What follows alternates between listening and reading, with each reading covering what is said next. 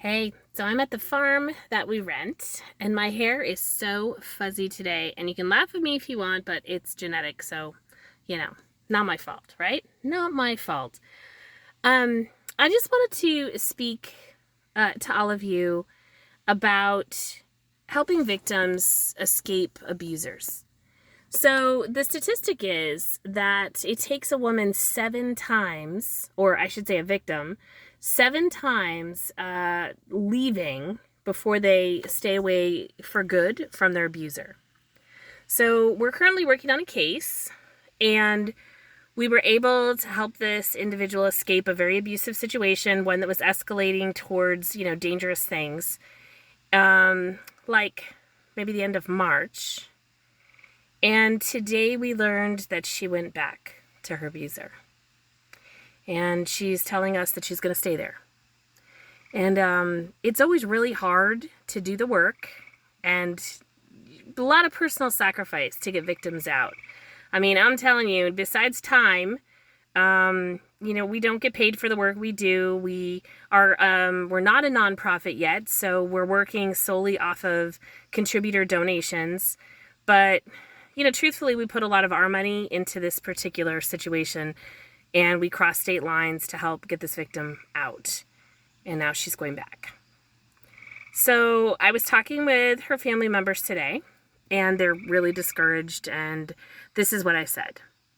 So, you love your abuser, and they will absolutely promise you that they're going to be on their best behavior and that they're going to change their ways. And so, especially for those of us who are Christians, you feel like you need to give them another chance. You feel like you need to give them a second chance. And maybe even a third chance or a fourth chance or a fifth chance, all the way up to 12 chances. Who knows? So, what's important to know is that this doesn't mean that the victim wants to be abused. This doesn't mean that the victim is stupid. This doesn't mean that she wants bad things to happen to her or her children.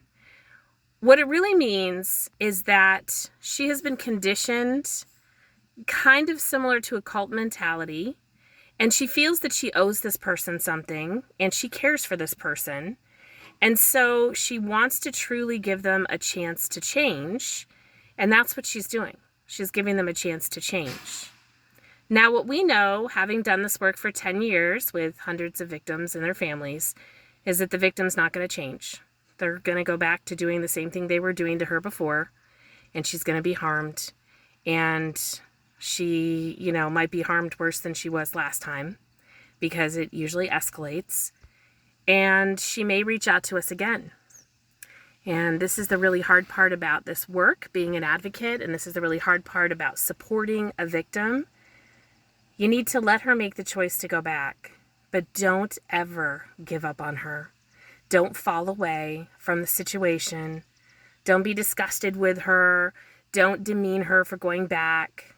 Just let her know that you don't feel it's a good choice, but that you will be there the next time she needs help, and that you're never going to leave her, that you're always going to be there to help her get out the next time. And pray for her, and be available to listen on the phone. And be available if you can to help her financially. And be available if you can to just be that supportive network that she is going to need staying in the situation. And just don't ever give up on her. Just keep being that support system. Because eventually she will leave her abuser for good. And that will be a wonderful day. So anyway, just a quick word. I just wanted to share that bit of experience and bit of advice.